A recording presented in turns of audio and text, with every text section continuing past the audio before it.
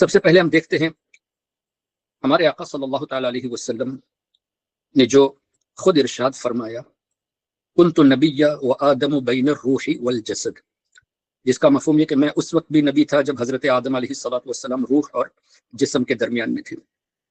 یعنی ہمارے آقا صلی اللہ علیہ وسلم فرماتے ہیں کہ میں پہلے سے نبی تھا، لیکن بعض لوگوں نے آیت کریمہ سورہ ضحیٰ آیت نمبر 7 وَوَجَدَكَ ضَالًّا فَهَدَىٰ کا ترجمہ کیا ہے۔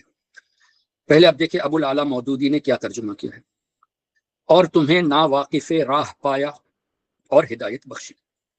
یعنی یہ ترجمہ کر رہے ہیں کہ اللہ اپنے حبیب سے فرماتا ہے کہ اے میرے نبی، آپ سیدھی راہ پر نہیں تھے، سیدھا راستہ کیا ہے آپ کو نہیں پتا تھا، ناواقف راہ پایا اور ہدایت بخشی، پھر اللہ نے آپ کو ہدایت دی۔ اور مفتی تقی عثمانی جو دیوبندیوں کا آج کے دور میں پاکستان کا بڑا اسکالر مانا جاتا ہے، اس نے ترجمہ کیا اور تمہیں راستے سے ناواقف پایا تو راستہ دکھایا، اور تمہیں راستے سے ناواقف پایا تو راستہ دکھایا۔ اب انگلش کا ترجمہ دیکھتے ہیں ڈاکٹر محسن خان نے کیا ہے۔ اب دیکھیں اس میں شرارت آپ دیکھیں، and he found you unaware، اور بریکٹ میں کیا لکھا ہے، of the Quran its laws and prophethood and guided you. یعنی یہ دکھانا چاہتے ہیں کہ اللہ تعالیٰ نے حضور علیہ السلام سے فرمایا کہ اے میرے نبی، قرآن کیا ہے یہ بھی آپ کو نہیں پتا تھا، احکام کیا ہے یہ بھی نہیں پتا تھا، اور نبوت کیا ہے یہ بھی نہیں پتا تھا۔ اب مجھے بتائیے، حضور علیہ الصلوۃ والسلام فرماتے ہیں کہ میں اس وقت بھی نبی تھا جب حضرت آدم علیہ الصلوۃ والسلام روح اور جسم کے درمیان تھے، اور یہ کہتے ہیں کہ آپ کو نبوت کا بھی پتہ نہیں تھا کہ اللہ فرماتا ہے۔ یہ کتنی بڑی جسارت ہے اور کیسی بے ادبی ہے، اور کس طرح حدیثوں کا انکار ہے، اور قرآن کریم کا بھی انکار ہے۔ اللہ نے فرمایا وَإِذْ أَخَذَ اللَّهُ مِيثَاقَ النَّبِيِّينَ لَمَا آتَيْتُكُم مِّن كِتَابٍ وَحِكْمَةٍ ثُمَّ جَاءَكُمْ رَسُولٌ مُصَدِّقٌ لِّمَا مَعَكُمْ۔ تمام انبیاء کرام علیہم الصلاۃ والتسلیم کی ارواح کو اللہ نے جمع فرمایا اور ان سے فرمایا کہ اے جماعت انبیاء، آپ کے درمیان اگر میرا رسول آ جائے، ثم جاءکم رسول، تو حضور علیہ الصلوۃ والسلام کا آنے کا تذکرہ اللہ تعالیٰ عالم ارواح میں اس طرح فرماتا ہے کہ میرا رسول آ جائے تمہارے درمیان، لَتُؤْمِنُنَّ بِهِ وَلَتَنْصُرُنَّهُ، تو آپ ضرور بالضرور ان پر ایمان لائیں گے اور ضرور بالضرور ان کی مدد کریں گے۔ حالانکہ اللہ کو معلوم ہے کہ وہ حضور علیہ الصلوۃ والسلام کو آخر دور میں بھیجے گا، تمام نبیوں کے بعد بھیجے گا، لیکن اس میں حکمت کیا ہے کہ اللہ تعالیٰ فرماتا ہے اے جماعت انبیاء، آپ کے درمیان آ جائے تو آپ ان پر ضرور ایمان بھی لائیں گے اور ان کی مدد بھی کریں گے۔ تو اس میں حکمت ایک یہ ہے کہ اللہ تعالیٰ یہ دکھانا چاہتا ہے کہ اے جماعت انبیاء، آپ کو نبوت بھی میں نے جو دی ہے، رسالت دی ہے، وہ میرے حبیب کے صدقے میں دی ہے۔ تو انبیاء کرام نے اپنے اپنے دور میں سرکار علیہ الصلوۃ والسلام کی شان بیان کی۔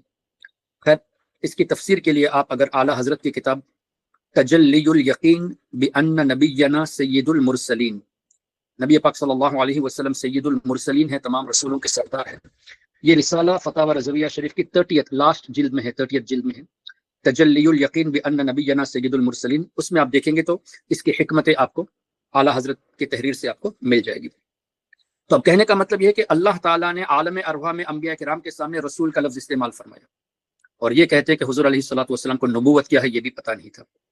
پھر صحیح انٹرنیشنل، یہ بھی نجدیوں نے کچھ 2-3 لوگ مل کر جو ہے نا یہ ترجمہ کیا ہے، ایک تو ڈاکٹر محسن خان کا الگ سے ترجمہ ہے، اور دوسرا صحیح انٹرنیشنل۔ اس میں لکھا ہے and he found you last and guided you, تو وہی مفہوم ہے جو اردو میں کیا تھا، ناواقف راہ پایا اور ہدایت بخشی۔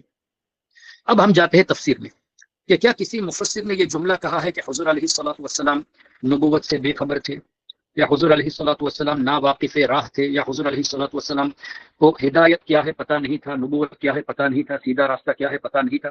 کیا کبھی کسی مفسر نے لکھا ہے؟ تو آئیے ہم بڑے بڑے مشہور مفسرون کی بارگاہ میں جاتے ہیں۔ تفسیر کبیر امام فخر الدین رازی رحمۃ اللہ علیہ کی ہے، جن کا وصال ہجری 606 میں ہوا۔ میں نے وہ ڈیٹ بھی رکھ دیا ہے تاکہ آپ لوگوں کے لیے آسانی ہو جائے کہ یہ دکھائے کہ یہ 850 سال پرانے بزرگ ہیں، یعنی وصال ہوا ہے تقریباً 850 سال پہلے، تو 60-70 سال کی عمر رہی ہوگی، تو 700 780 790 میں ان کی پیدائش ہوگی۔ تو پرانے بزرگوں میں سے یہ ہے، سوری 850 سال قریب وصال کو ہوئے ہیں، تو 900 سال کے قریب یا 950 سال کے قریب پہلے کے یہ بزرگ ہیں۔ کیا فرماتے ہیں؟ وَأَمَّا الْجَمْهُورُ مِنَ الْعُلَمَاءِ، یہ علماء، جمہور علماء کے درمیان یہ فیصلہ ہے، سب نے اتفاق کیا، فقد اتفقوا علی انہ علیہ السلام فقد اتفقوا علی انہ علیہ الصلاۃ والسلام ما کفر باللہ لحظۃ واحدہ، سرکار علیہ الصلاۃ والسلام نے ایک لمحے کے لیے بھی کفر نہیں کیا. یہ امام فخر الدین رازی رحمۃ اللہ علیہ فرماتے ہیں. اور آگے ایک اور چیز فرماتے ہیں کہ یہاں دلال سے معنی ہے الدلال بمعنی المحبہ. یہاں ووجدک ضالا کا مطلب گمراہ نہیں ہے بلکہ محبت مراد ہے، امام فخر الدین رازی فرماتے ہیں. اور دلیل کے طور پہ سورہ یوسف کی آیت کریمہ پیش کرتے ہیں. حضرت یعقوب علیہ الصلوۃ والسلام جب حضرت یوسف علیہ الصلوۃ والسلام کی طرف سے کرتا، یوسف علیہ الصلوۃ والسلام نے کرتا اپنا دیا تھا، اذهبوا بقمیصی ھذا، میرا یہ کرتا لے کر جاؤ اور میرے ابو کے چہرے پر ڈال دو، تو جو ظاہری بینائی کمزور ہو گئی تھی وہ واپس آ جائے گی. انبیاء کرام کو نابینا کہنا یہ مناسب نہیں، اس لیے کہ ان کے دل ہمیشہ جاگرت ہوتے، تو ظاہر میں جو آنکھوں کی روشنی کم ہو گئی تھی وہ واپس آ جائے گی، روشنی آ جائے گی. تو یوسف علیہ الصلوۃ والسلام نے بھائیوں کو دیا، بھائی جب لے کر آئے، ابھی حضرت یعقوب علیہ الصلوۃ والسلام تک پہنچے نہیں. حضرت یعقوب علیہ الصلوۃ والسلام نے یہ فرمایا انی لاجد ریح یوسف، بے شک میں یوسف کی خوشبو محسوس کر رہا ہوں، I feel the fragrance of Yusuf. تو اس وقت جو فیملی ممبر تھے انہوں نے کہا قالوا تاللہ انک لفی، تو یہاں اور دلیل کے طور پہ حضرت صلی اللہ علیہ وسلم کے خود جو اب مجھے امام قرطبی رحمۃ اللہ علیہ سلسلے میں کیا فرماتے ہیں، ووجد قومک فی ضلال. امام قرطبی فرماتے ہیں کہ یہاں مطلب یہ ہے کہ اے حبیب صلی اللہ علیہ وسلم، اللہ نے آپ کو گمراہ قوم کے درمیان پایا اور آپ کے ذریعے ان قوم کو ہدایت دی. یہ نہیں کہ آپ گمراہیت پر تھے، اللہ نے آپ کو گمراہ قوم کے درمیان بھیجا اور آپ کے ذریعے ان کو اللہ تعالیٰ نے ہدایت عطا فرمائی. یہ جتنے بولڈڈ پارٹ ہے نا اس پر آپ فوکس کریں. پھر نیچے دیکھیں ووجد طالبا للقبلۃ فہداک الیہا. ایک معنی یہ بتایا امام قرطبی جن کا وصال ہجری 671 میں ہوا کہ سرکار علیہ الصلوۃ والسلام نے یہ خواہش کی تھی نا، قد نرى تقلب وجهك في السماء، نماز میں تھے، مسجد قبلتین کا تذکرہ ہے، حضور علیہ الصلوۃ والسلام نماز میں تھے اور یہ خواہش تھی کہ اللہ تبارک و تعالی حکم نازل فرما دے ہم مسجد اقصی کی طرف نماز پڑھ رہے ہیں ایز اے قبلہ. حضرت ابراہیم علیہ الصلوۃ والسلام کا جو قبلہ تھا یعنی کعبہ شریف تھا، اس کی طرف منہ کر کے نماز پڑھنے کی اللہ تعالیٰ کی طرف سے وحی کے انتظار میں تھے. تو بار بار حضور علیہ السلام آسمان کی طرف دیکھ رہے تھے. تو رب نے فرمایا قد نرى تقلب وجهك في السماء، اے حبیب ہم دیکھ رہے ہیں کہ آپ اپنا چہرہ آسمان کی طرف دیکھ رہے ہیں، اٹھا رہے ہیں. قد نرى تقلب وجهك في السماء فلنولينك قبلة ترضاها، اے حبیب ہم آپ کے لیے وہ قبلہ بنائیں گے جو آپ کی رضامندی میں ہو، یعنی جس سے آپ راضی ہو. اور حضور علیہ الصلوۃ والسلام کی خواہش تھی کعبہ شریف کی. تو عین نماز کی حالت میں سرکار علیہ الصلوۃ والسلام نے قبلے کو تبدیل فرمایا مسجد اقصی کی طرف سے کعبہ شریف کی طرف. اور اس وقت صحابہ کرام رضوان اللہ علیہم اجمعین فوراً حضور علیہ الصلوۃ والسلام کی اقتداء میں اس طرف سے اس طرف پھیر گئے. کسی نے یہ نہیں کہا کہ حضور علیہ السلام اچانک قبلے سے کیوں ہٹ رہے ہیں، مسجد اقصی سے کیوں ہٹ رہے ہیں، نہیں، وہ صحابہ تھے. تو ایک معنی یہ بتایا گیا کہ سرکار علیہ الصلوۃ والسلام کی جو خواہش تھی اس پر اللہ تعالیٰ نے فرمایا ووجدک ضالا فہدا، تو مراد کیا ہے طالباً. اچھا، ایک اور جگہ امام قرطبی فرماتے ہیں ووجدک محبا للہدایہ اور فہداک الیہا ویکون الضلال بمعنی المحبہ. اور امام قرطبی بھی فرماتے ہیں یہاں ضال سے مراد محبت ہے. اور انہوں نے بھی سورہ یوسف کی آیت کریمہ کے ریفرنس دیا ہے قالوا تاللہ انک لفی ضلالک القدیم. تو امام قرطبی ہو امام فخر الدین رازی ہو، دونوں نے گمراہ کا لفظ نہیں کہا. اب تفسیر نصفی دیکھتے ہیں ہجری 710. امام نصفی فرماتے ہیں ولا يجوز ان يفهم به عدول عن حق، یہ جائز ہی نہیں کہ اس طرف ذہن کو لے جایا جائے کہ سرکار علیہ الصلوۃ والسلام حق سے کبھی بھی ہٹے تھے، کبھی بھی سیدھے راستے سے ہٹے تھے نبی کریم صلی اللہ علیہ وسلم، یہ ذہن میں لایا جا ہی نہیں سکتا. اور آگے فرماتے ہیں امام نصفی، اویس بھائی اسکرین کو آپ ہٹا دیں تفسیر نصفی کا. آگے امام نصفی فرماتے ہیں فقد کان صلی اللہ علیہ وسلم من اول حالہ الى نزول الوحی علیہ معصوما من عبادت الاوثان وقاذورات اہل الفسق والعصیان. سرکار علیہ الصلوۃ والسلام اول حالت ہی سے یعنی پیدائش ہی سے نزول وحی تک، نزول وحی کے بعد کا تذکرہ نہیں ہے، پیدائش سے لے کر نزول وحی تک نہ کبھی سرکار علیہ الصلوۃ والسلام نے بتوں کی پوجا کی ہے، نہ ہی فسق کیا، نہ ہی گناہ کیے۔ اللہ اکبر۔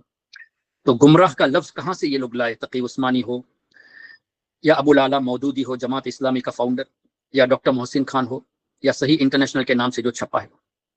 اب تفسیر بحر المحیط دیکھتے ہیں۔ امام ابو حیان ہجری 745 یہ فرماتے ہیں کہ لا یمکن، یہ ممکن نہیں ہے کہ اس کو حمل کیا جائے گمراہیت پر، لا یمکن حملہ علی الضلال الذی یقابلہ الہدی، جو ہدایت کے مقابلے میں، جو سرکار علیہ الصلوۃ والسلام تو ایسے ہدایت پر ہے کہ اللہ تعالیٰ ان کے ذریعے دوسروں کو ہدایت عطا فرماتا ہے، تو یہ اپوزٹ ہوگا، ضد ہوگا، کنٹراڈکٹ ہوگا۔